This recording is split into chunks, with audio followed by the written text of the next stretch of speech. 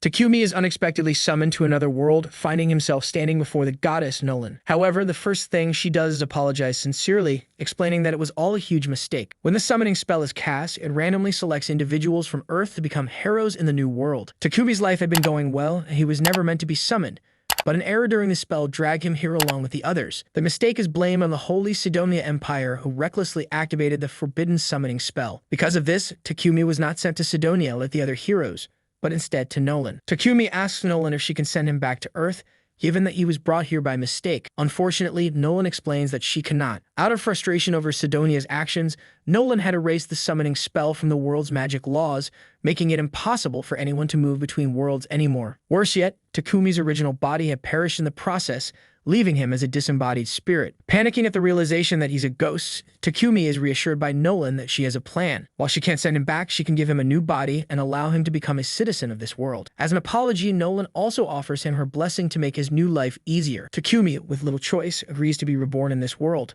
which pleases Nolan. She then instructs him to open his status screen to review his new life. Takumi is surprised to find that Nolan has given him a 17-year-old body, even though he's actually 40 years old. Nolan brushes off his concerns about the minor details and urges him to choose a job class. Takumi, not wanting to fight, opts for a production-based job rather than a combat class. Nolan then implants the job into his soul, along with several other beneficial blessings. She sends him on his way, forgetting to provide him with any tutorials. Takumi crashes into a forest upon his rebirth, and after picking himself up, checks his reflection in a nearby river. He's now a completely different person, with no memory of his old body. Inside the bag Nolan left for him, Takumi finds food rations and money, ensuring that he won't starve. His status screen reveals that Nolan has equipped him with many useful skills, including elemental magic. Curious, Takumi tests out his new powers by forming a water ball in his hand. He quickly learns that all the elements work in the same way, and he can control them with ease. Now that he understands his magic, Takumi decides to head to the nearest village. On his way, Takumi stumbles across a stick lying in the path. Using his appraisal skill, he identifies it as Trent wood,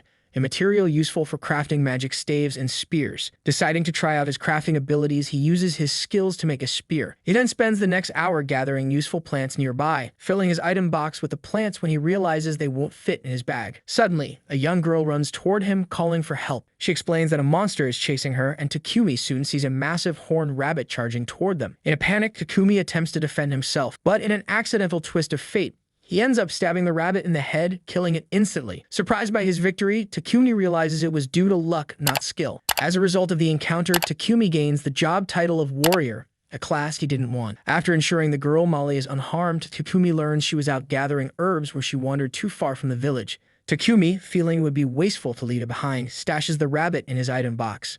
Realizing too late that he revealed his ability, he decides there's no turning back. As they approach the village, the other summoned heroes are arriving at Sidonia. Confused and disoriented, they are introduced to Empress Elizabeth, who tells them they have been summoned to save the world. However, one of the heroes, Akana, feels instinctively that Elizabeth cannot be trusted, as her gut tells her the Empress is deceptive. Meanwhile, Takumi and Molly arrive at the village where her parents, Banga and Martha, express gratitude for Takumi's help. Takumi asks if he can stay in the village for a while, as he has nowhere else to go. The couple welcomes him but explains that there is no inn in the village. However, they suggest building him a house, and soon all the villagers gather to start construction. Takumi uses his earth magic to flatten the ground, but using such a large-scale spell drains his mana. The villagers are amazed at his power, and the next morning his house is completed, thanks to his skills in carpentry, blacksmithing, and sewing. Takumi then decides to practice alchemy using ores he gathered to extract metal. He successfully turns iron ore into usable material, but finds that the process consumes a lot of mana, leading him to nearly pass out. He's saved by Martha and Banga, who give him a recovery potion. Despite their warnings, Takumi continues to experiment with his alchemy skills, eventually making useful tools and weapons. Later,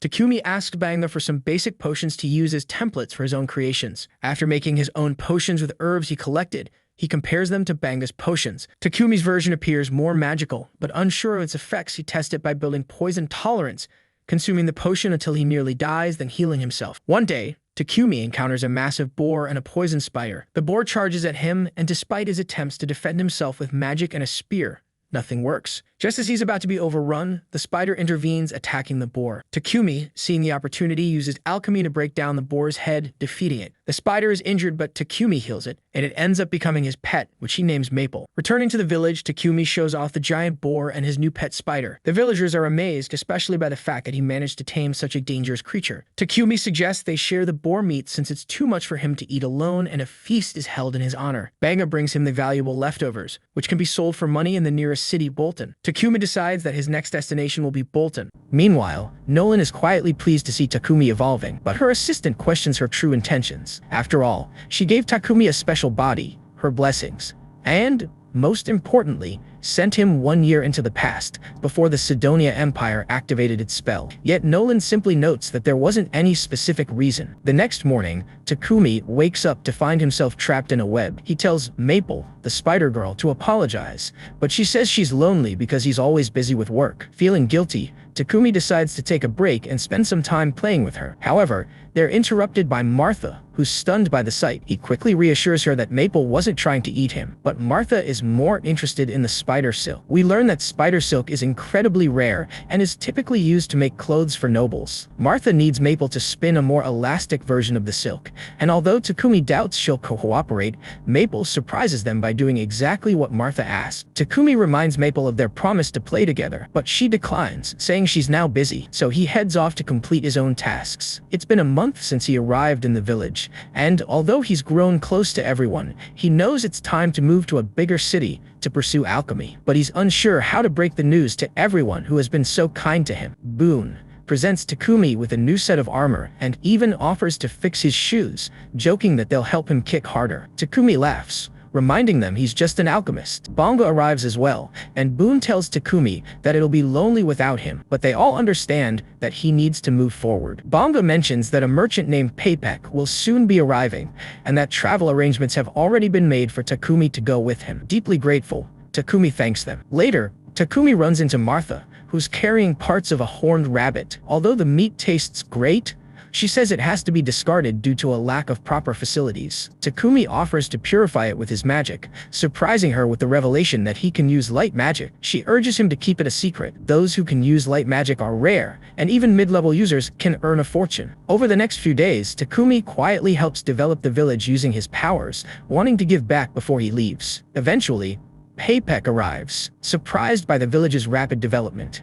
Bonga introduces him to Takumi, and before they leave, he gives Bonga a healing potion, one of 100 he left at Takumi's home. Martha and the villagers gather to see him off. They present Takumi with a cloak made of Maple's silk. Touched, he promises to treasure it. Paypek notices Takumi's deep bond with the villagers. One of his guards, Heath, is moved to tears, while another, Real, teases him for acting like an old man. Paypek introduces them as the Lion Fang adventuring party, and Takumi realizes they're his escorts. The group asks Takumi about his luggage, and he mentions he has a pet spider. When they peek inside, Maple surprisingly warms up to their third member, Bogar, making the rest jealous. Amid the laughter, Paypek asks if Takumi has more potions for sale, but before he can respond, the carriage suddenly halts.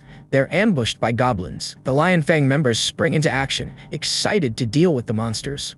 Takumi is terrified. This is his first real encounter with goblins. Paypek reassures him that it's a common danger for merchants. The party defeats the goblins, though Real notes it took longer than expected. 3 days later, they finally arrive in Bolton, a city in the Barkula Kingdom. Takumi is overwhelmed by how different it is from the village. He heads to the Adventurers Valkyries Guild with the Lion Fang to report the completed escort mission. Takumi tells the receptionist he wants to join the Alchemists Guild, but she whispers that there's no official branch in the city. Most people just register with the Adventurers Guild and use the guild card as a general ID. It only remains valid if the holder completes at least one quest a month. Takumi registers both himself and Maple. The receptionist is shocked to see such a dangerous pet, but processes it anyway. Later, Takumi visits Paypek's headquarters to sell his potions. Paypek offers to buy everything for around 7 million yen. Takumi is thrilled, though Paypek admits he's underpaying a bit since Takumi is still unknown in the market. Suspicious but trusting his gut, Takumi decides to accept the deal. Paypek then recommends a rental house with a built-in workshop, perfect for an alchemist. Takumi is surprised when they reach the place. It's a mansion. He jokes that it must be haunted, but Thomas, Papek's assistant, assures him it's not. While exploring the city, Takumi smells a horrible stench. Thomas explains that nobles use ancient magical purifiers from dungeons to manage sewage, but commoners can't afford them. Occasionally, priests are hired to clean it, but mostly people just endure the smell. The next day, Takumi moves into his mansion and gets to work building a toilet. Using materials from Papek's company and his magic, he successfully purifies the waste system, leveling up both his alchemy and light magic in the process. Exhausted, he drinks a potion to recover. Just then, he hears a scream. Papek has been caught in Maple's web, but to everyone's surprise, Papek finds it cozy rather than threatening. Takumi still apologizes, and Papek shrugs it off. He's far more interested in the toilet, amazed by its cleanliness and functionality. He asks Takumi if he can use light magic. Remembering Martha's warning, Takumi begs him to keep it a secret. Papek agrees, under one condition.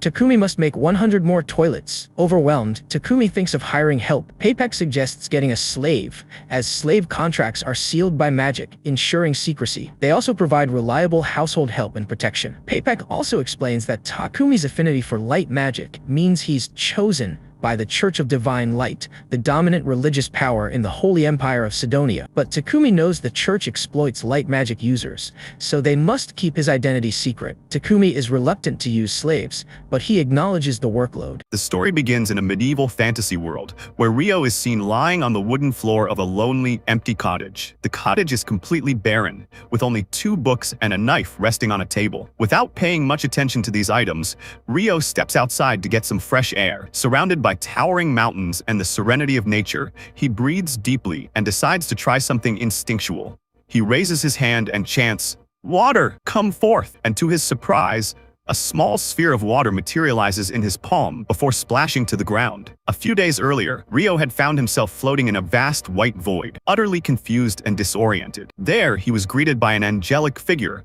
who assured him that this wasn't the afterlife. The angel, seemingly capable of reading his thoughts, confessed how lonely it had been without visitors for years. Calmly processing the situation, Ryo learned that he had died, hit by a truck in his former world. Surprisingly collected, Ryo accepted the news and assumed he was about to be reincarnated. In his mind, he dubbed the angel Michael and asked what kind of life awaited him next. Michael told him he was free to live however he desired. Ryo, who had always yearned for a peaceful, uneventful life, received Michael's blessing and prepared himself to be reborn in a magical world called Fee. Before sending him off, Michael provided a few key details about this new world. Only 20% of its population could use magic, and Ryo was among the lucky few. He possessed a natural affinity for water magic, which aligned perfectly with his slow life dreams. Michael then transported him to the forest of Rondo and set him up in a small cottage equipped with 2 months' worth of food stored in an ice house. The 2 books inside the cottage contained essential information about the world and a beginner's guide to magic. After reading them thoroughly, Ryo finally succeeded in conjuring a small body of water. To ensure his initial safety, Michael even cast a magical barrier around the cottage to keep forest monsters at bay. Ryo dedicated himself to practicing water magic and soon discovered he didn't need to speak incantations aloud, just visualizing the spell worked. With this newfound power, he filled a wooden bathtub with fresh water. Though thrilled, he was also slightly disturbed by the idea that this water came from within himself. The water was freezing cold, so he attempted to heat it using the ancient fire-starting method of rubbing sticks together. After repeated failures, he tried applying his high school chemistry knowledge. By separating hydrogen from oxygen in the water, he accidentally turned it into ice instead. But then, thinking creatively, he used the ice as a magnifying lens to focus sunlight and spark a fire, unlocking warm water at last. With a sense of accomplishment, he enjoyed a relaxing hot bath. Later, while sitting down for dinner, Ryo realized he'd eventually run out of food and would have to hunt. However, the idea of venturing into the monster-infested forest was terrifying, especially since the only weapon left for him was a single knife. Knowing he needed to learn offensive magic, he began practicing. His first attack spell, Water Ball, was a disappointment. It caused no damage. Determined, he refined it by concentrating the water into a narrow, high-pressure stream, much like a water arrow. After many attempts, he created a basic water jet spell, though it still lacked real impact. So, Ryo shifted to ice magic. He managed to create tiny ice crystals, but projecting them was a new challenge. Ice proved far more difficult to control than water. Days of trial and error followed, and though he eventually learned to instantly create crystals, Weaponizing them remained difficult. With time running out and food dwindling, Rio improvised by shaping the ice crystals into spearheads. Then, armed with basic magic and handmade tools, he ventured into the forest to forage. By a riverbank, he found quartz, which he could use to start a fire if he ever ran out of mana. While collecting herbs, he suddenly faced his first real danger, a lesser boar monster. It charged at him, and Rio froze in fear. But the adrenaline rush and the fear of dying a second time jolted him into action. He cast ice magic to make the ground slippery, causing the boar to lose its footing. Seizing the moment, he summoned multiple icicles and skewered the beast. Though victorious, the encounter humbled him. According to the monster compendium, lesser boars were among the weakest enemies. If he'd nearly died to one, then the peaceful life he had imagined might be a far cry from reality. Back in his cottage, Rio continued to study the compendium. One entry warned that if he ever encountered a dragon, he should run, even though that probably wouldn't save him. Worse still was a creature called a kuna. If you ever saw it, the only thing to do was pray. Running wouldn't help. Yet, these warnings didn't deter Rio. The next day, he went out again, this time finding a tree bearing fruit. He took a bite and finally experienced a small moment of joy. But that peace was short-lived. Out of nowhere, an assassin hawk attacked, knocking him to the ground. It was faster, stronger, and used invisible air magic. Rio tried to flee, but running from a bird was futile. Cornered, he quickly used ice magic to trap the hawk. Thinking it was dead, he approached. But the hawk broke free. Injured but still alive, it flew off, while Rio collapsed in exhaustion and frustration. Trying to find his way home, Rio became lost in the forest and stumbled upon something terrifying. A Dullahan, a headless knight with smoke pouring from its neck, calmly tending to its horse. Somehow, Rio survived and made it back home. Over the following weeks, he trained relentlessly. He fought monsters, improved his fishing, and honed his ice magic until it was powerful enough to cut through solid rock. Yet each night, he returned to face the Dullahan again and again, not to win, but to grow. The compendium had no entry about this mysterious knight, making Rio wonder if it was even a monster. After one particularly intense encounter, the Dullahan handed him an ice sword, then vanished without a trace. Things settled down for a while, until the assassin hawk returned. This time evolved. It was larger, darker, and far more powerful. Rio's 5-layer ice barrier shattered instantly under its assault. Even his 10-layer defense was no match. His most advanced attack spell, the Ice Lancer, failed as well. In desperation, he reached for his walking stick, only to drop it. His fingers closed instead around the ice sword the Dullahan had given him. With that weapon, he struck. The hawk retreated momentarily, then lunged again. This time, Rio's strike was true, and the hawk fell. As it lay dying, Rio recognized the hawk's determination. It had evolved purely to challenge him, just as he had grown stronger because of it. Respecting his fallen opponent, Rio ended its suffering with solemnity. But the journey wasn't over. Soon after, a dragon approached, one that could speak. To Rio's amazement, the dragon was surprised that someone could hear its voice again. When the dragon asked about the fallen hawk, Rio explained he had killed it and showed him the ice sword. The dragon immediately recognized it as the Fairy King's blade and asked Rio what he had done to earn such a gift. Rio, puzzled, said he didn't know. The two conversed until sundown. Before parting, the dragon introduced himself as Luent. Meanwhile, back in the celestial realm, the angel Michael was once again checking the reincarnation slab. That's when he noticed something he had overlooked. Rio possessed a hidden trait that his previous soul didn't have, the power of eternal youth. What did this mean for Rio? How would he use this gift in the future? As these questions lingered in the air, far away by a quiet riverbank, a mysterious red-haired boy was seen lying unconscious in the sand. Who is he? What role will he play? The story is just beginning. He's kicked out of the hero's party for being useless, but it turns out he has SSS-ranked skills in everything except fighting. Kurt is a 15-year-old boy from a remote village hidden deep within the mountains, a place so isolated that no one has ever heard of it. Ever since childhood, he dreamt of becoming an adventurer. So, with hope in his heart, he traveled to the city and somehow managed to join an S-rank adventurer party. However, he was accepted only as their errand boy. While the other members of the party battled powerful monsters, Kurt was so weak that he would get knocked out before the fight even began. Despite this, he took great pride in being part of a party that the world hailed as heroes. That pride shattered one day when the party members told him he was fired. Kurt was stunned to hear the news and asked what he had done wrong. The party leader coldly replied that Kurt hadn't done anything, and that was the problem. According to the laws of the world, an adventurer party can only have 4 members. They needed to make room for a high-ranking mage who could actually contribute. Kurt begged to stay,